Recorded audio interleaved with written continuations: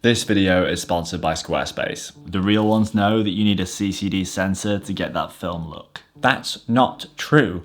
Digital noise is not the same as film grain. Nah, it's all grainy, baby. I disagree. This camera is the Canon IXUS 70, and unlike the Powershot G9 from Canon, it's a much more basic camera, but it has its advantages. This camera has a whopping 7.1 megapixel sensor and can shoot video at 640 by 480. And funnily enough, when I first had this camera, I was using it for recording video.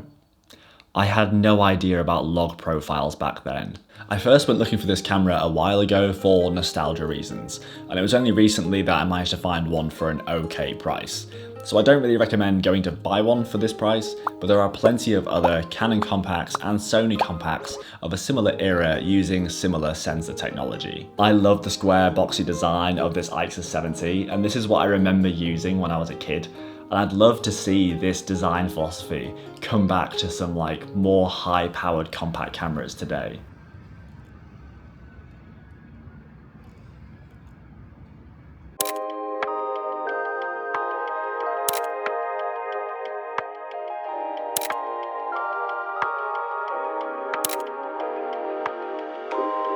There's no decision to be made with aperture or shallow depth of field. It does what it says on the tin. And you know what else does what it says on the tin? The sponsor of this video, Squarespace. As you probably know, I've been using Squarespace long before they sponsored the channel. I use Squarespace to run my store and publish my free monthly newsletter using their email campaign tools. Updating my street photography portfolio using their image galleries could not be easier, and it is the perfect way to showcase your photography outside of the usual scroll of social media. Their easy to use templates and drag and drop design tools mean you can create a professional website with no prior web design skills. So why not get started at squarespace.com with a free trial? And when you're ready to launch, go to squarespace.com/GeorgeHolden to save 10% off your first purchase of a website or domain. The lens on this camera provides a 35mm to 105mm equivalent focal length with the optical zoom. The lens technically has an f2.8 to 4.9 aperture at the wide and long end of that focal length, but actually the equivalent focal length is f16 to f29. So don't worry too much about trying to get a shallow depth of field. It's near impossible. One thing I love on these older cameras is that when we actually zoom using the optical zoom and we look through little tunnel OVF, the OVF zooms as well. I don't fully understand how, but I've always really enjoyed it. And if you're a fan of using an optical viewfinder like I am on these cameras, you can even set the display to off and then just use the OVF and trust the camera to do everything else for you. Given the lack of manual controls, which we're going to get into, you kind of don't need to see the screen anyway. Just point and shoot, man. The straight out of camera JPEGs that we can get out of the IXUS 70 can be very similar to those I can get out of the G9, especially when we apply the same in-camera custom picture profile.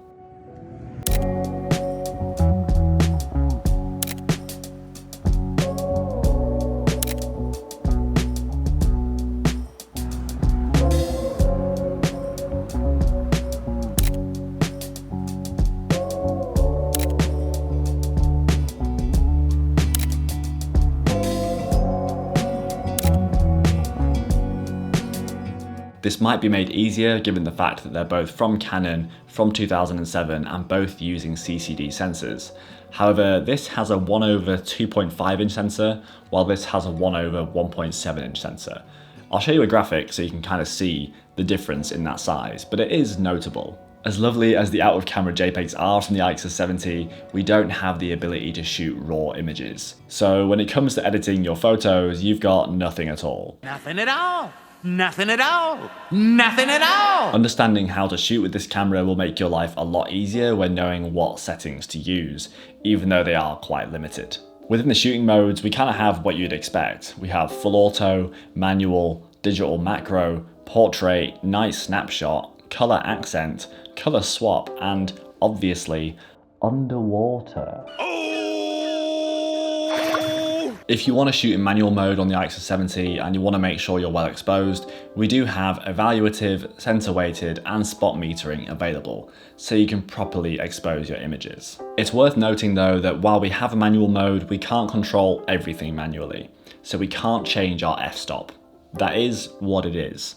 And if you want to change your shutter speed, the fastest shutter speed we can set in manual mode is 1 second. So this is nicknamed the long shutter mode. It is purely for creating long exposures, which is fun, but it means you can't change it beyond that. And then we do have full manual control of the ISO, which actually has its own dedicated direction on the D-pad. And then we can change from 80 up to 1600 or just leave it on auto. Anyway, computational photography is going to be the future, I'm telling you. Nah man, I want that authenticity, I want that imperfection in my photos. But perfection is the goal. We should be aiming for 100% accuracy. Dude, art isn't accurate, it's an interpretation. Oh, okay, well I interpret that beanie is too small.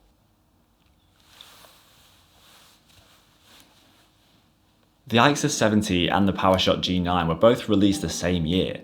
In fact, it was the same year that Tobey Maguire threw out these moves.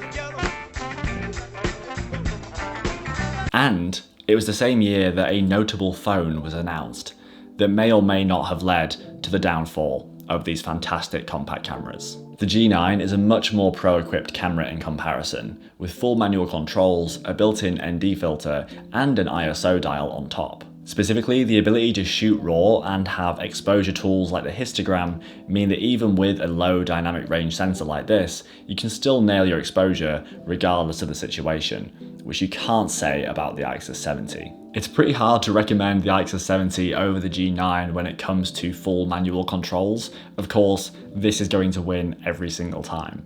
But when it comes to actually creating similar JPEGs in camera, this still does a pretty good job in comparison to the G9.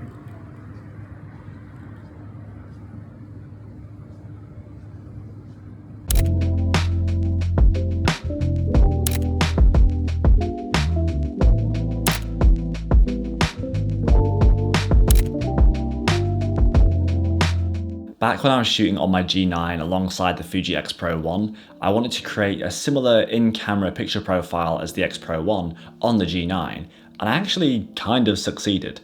So I was really happy when I finally got myself another IXUS 70 and found that we had the exact same custom picture profile settings as in the G9, meaning we can create that in-camera Fuji profile in this little IXUS 70. When we go into the function menu of the IXUS 70, we can go down to the My Colors panel. And down here we have My Colors Off, Vivid, Neutral, Sepia, Black and White, Positive Film, Lighter Skin Tone, Darker Skin Tone, Vivid Blue, Vivid Green, Vivid Red, Custom Color. And Custom Color is where we want to spend our time here. When we go into Custom Color by pressing the menu button, we have Contrast, Sharpness, Saturation, Red, Green, Blue, and Skin Tone to be able to change our in-camera picture profile. Starting from the top, here are my settings. I have contrast at -2, sharpness at -1, saturation at 0, red at +1, green at -1, and blue at +2, with skin tone at +1. Then, outside of custom color, under white balance, I set this to cloudy. Of course, with this camera, there is no ability to shoot RAW as well.